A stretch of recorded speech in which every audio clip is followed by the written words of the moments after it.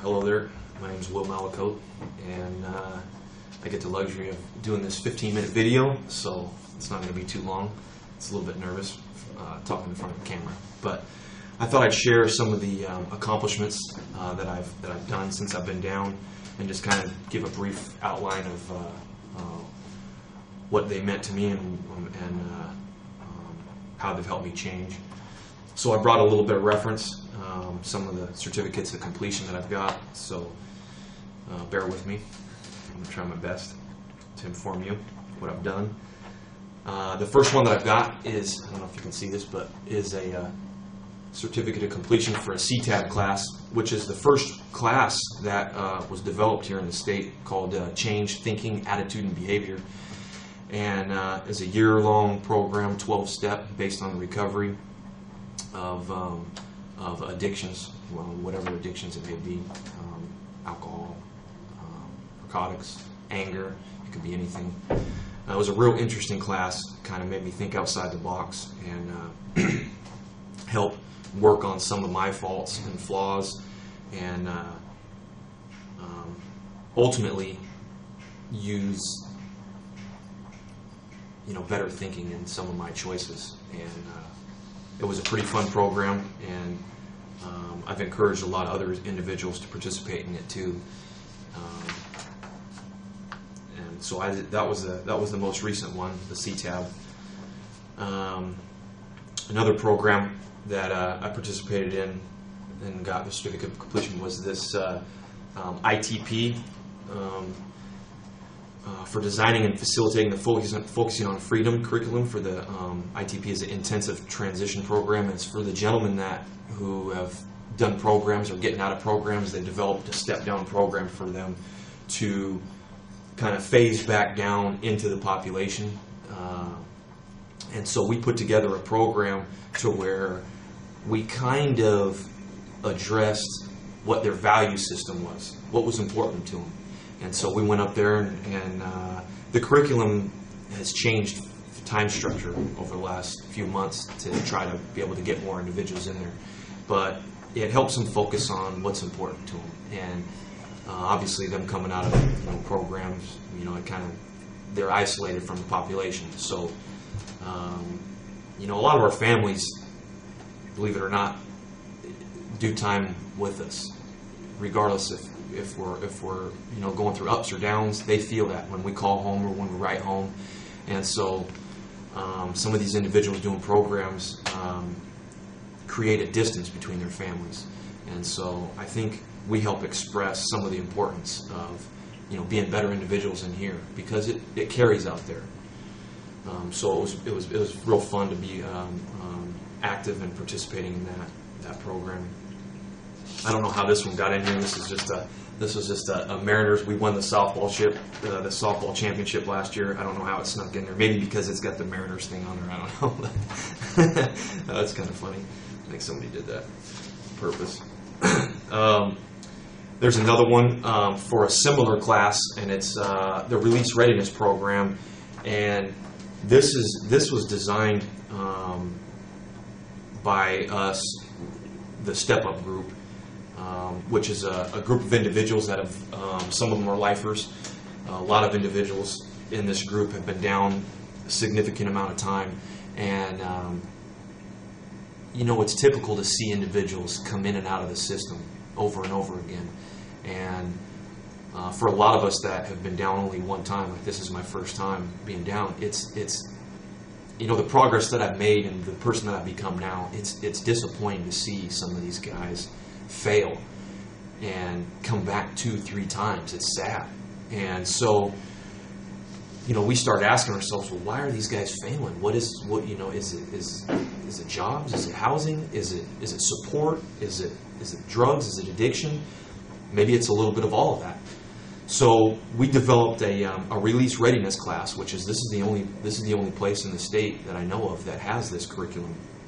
And it's a 6 weeks course, and we have a plethora of information and resources that we give these guys, job, housing, work,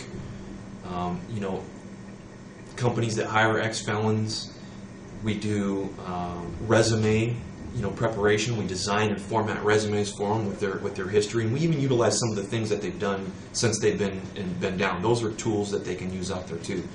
So, and another piece of this program too is family communication, which is one of my favorites. That's the one that I teach. I kind of take great passion in sharing to these people what's important and the strength of growing as individuals to better communicate to our families, how we're feeling, what we think, our goals, some of our objectives. A lot of people have struggle communicating, and so I try the best I can to help these individuals grow and step outside the box and become better individuals, better people. So this was for designing and teaching the release readiness curriculum. It's pretty exciting. Here's another one for another class of the same thing. Like I said, it's a 6-week course, and then we kind of assess the individuals that are getting ready to go release, and so that's how we format the next class. And this is another certificate of teaching that class also, which is pretty fun. I love that. I feel like I'm paying it forward when I do that. Here's another one. This is a really interesting program that I was involved in. This is the dog program, a certificate of completion that I was a part of over at Walla Walla, which was the founding institution of the dog program in the state. So it was a real luxury for me to be able to participate in this dog program. It was quite a humbling experience. In the last 11 years, some of the memories I had with my first dog, I'll never forget. I'll cherish forever. It was interesting that I got to name the dog. All the dogs come in from the pound or from strays off the streets, and so there's no telling really the history of the dogs.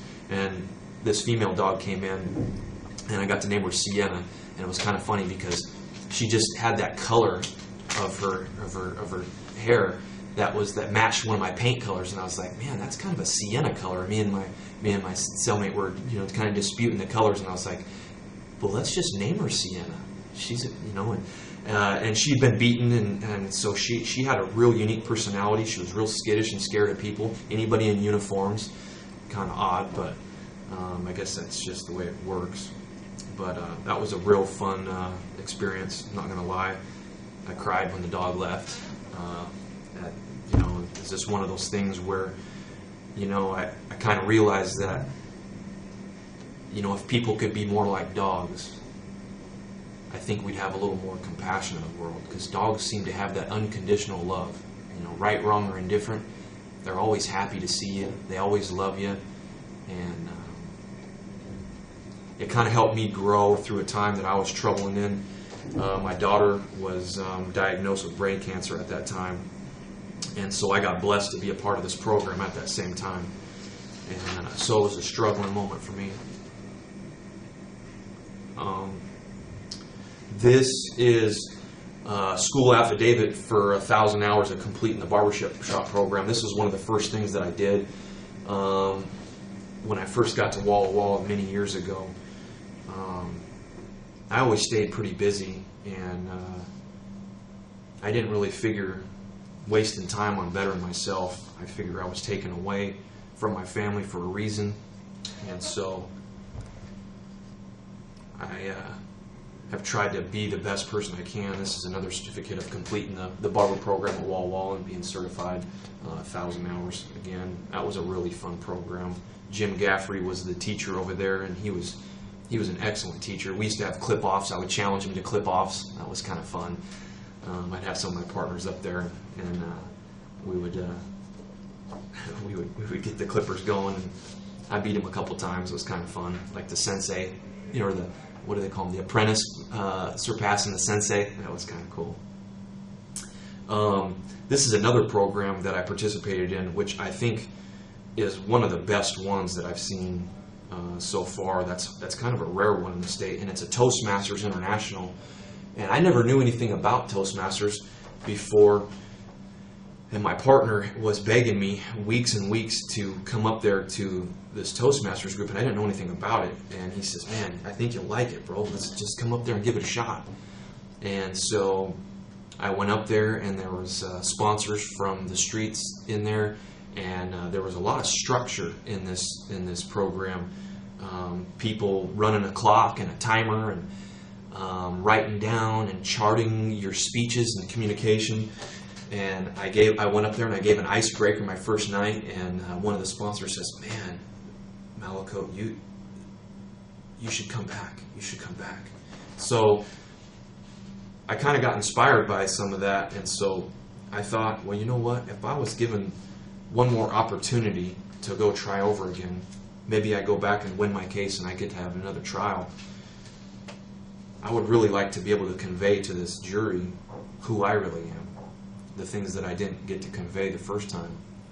So I thought about that, and I was thinking, man, I really do want to work on being a better communicator. Not only for myself, but for others too. Maybe I can help express things and help share and shed light on the things that I might not be able to articulate in a way. And so this Toastmasters gave me a lot of abilities of speaking in front of people, formatting speeches with direction. And so there was quite a few different things throughout the years of this Toastmasters that I participated in. The short story club contest, I took second place. I tried hard, but second's pretty good. I guess sometimes they say it's the first loser, but that was kind of fun though. They had another short story club that I won another one. This one was pretty funny because I gave it was a Tall Tales contest, and I gave this Tall Tales contest story about wrestling midgets in leopard print underwear in Portland, and it was a great story, and I had everybody laughing. This was an international speech club contest winner where all the sponsors in the state, there was about 50 people over there. This was in Spokane. This was at the Airway Heights facility, and I gave a speech on being a better leader, and man, I couldn't believe I got a standing ovation. I had some of the people that I didn't even know before come up to me and say, "Man, that was awesome, thank you." And it kind of gave me goosebumps in a way, because it was like I just went for it, and it was quite a good feeling. There's another one too. There was quite a few speeches that I gave throughout the years of this Toastmaster, and I even participated in their program and achieved what's called the Competent Communicator, which is kind of a challenge. You have to put together quite a bit of there's the certificate there if you can see that. You have to put together quite a bit of speeches and structure things within a certain time frame, and you get critiqued on how to become better and fluent, and so that was kind of fun. You know, that was some of the accomplishments that I've done in bettering myself over the years. As you can see, some of the certificates, a lot of people talk about things that they've done, and they kind of gloat or maybe make up false achievements, and so I didn't want to be one of those people, and so I thought, the proof is in the pudding, per se. I picked up some new hobbies over the last couple of years. Painting has been one of them. I found a passion for painting, which I enjoy. I never knew that painting could be so much fun. I see Bob Ross, in the guy with the big afro in the mornings, and for some reason he just inspired me. I don't understand. He could take this little spatula, and all of a sudden he's making mountains, and some of the things he says is just funny. He's telling, "Oh, it's just a happy accident. It's just a little doodle here." And it just cracks me up. And I was like, man, I wonder if I could do that. And so one of my partners had some acrylic paints, which is a little different than Bob Ross. Bob Ross uses the oil base, but the acrylics is what I've been fascinated with, and I've just come leaps and bounds. And I've had the luxury at this facility, Clallam Bay, to go around and paint cool little murals. I got a barbershop logo and theme going on. And in front of the law library, I've got some cool stuff, some banners, and everybody's just tickled pink that the place is looking really sharp. And it's just such a good feeling that I have. That's something that, I feel like I can pay it forward and people get to see for years on end. And so it's kind of an awesome thing. So that's one of my hobbies. Another one that I picked up is this creative writing. We started a program here as a creative writing class, and there's about a few of us, probably 6 of us now. And it's been about a year in the making, and we're getting real close to getting this thing published. But I came up with an idea of reaching the community, reaching the youth through some of our experience, some of our downfalls that, you know, I've hurt our families, some of the things that have taken us away from the things that we really cherish in life. And so this book, which is called The Lusted Lifestyle, things that we've lusted over. And there's a variety of topics that we're sharing stories on. And our goal is to reach the youth and hopefully turn the light on to somebody, even if it's one person, that we can change and influence to better themselves before they end up in prison or dead. So we're real excited about that, and hopefully this next couple months we'll get that fired off and we'll be able to reach the community with these books from some of our true stories and get some positive feedback out of that. Some of my goals and personal changes, I think a lot of the personal changes have come through a lot of self-reflection and you know, the programs and things that I've participated in. It kind of gave me, you know, the realization of the little things that we take for granted, the little things that I miss. And, you know, as simple as it might sound, some of my goals are pretty easy. Being a better husband. I'm fortunate to be a husband to this beautiful gal that I've known since I was 10 years old, Sonia. I love you. I just want to be the best I can. And I've got father written down here, but that's a real touchy subject for me. God willing, maybe I can be a father again. But I'd like to be a better son to my mom, a better brother, an uncle, which I'm actually a double uncle just recently. My brother had another little boy, Jackson. So a lot of these things might sound simple. They might sound like goals that individuals might not think about, but they're my goals that I think I took for granted out there, and so I think through my personal changes and growth, I can be these things. I just want that one chance, just that one chance, and I'm excited about it.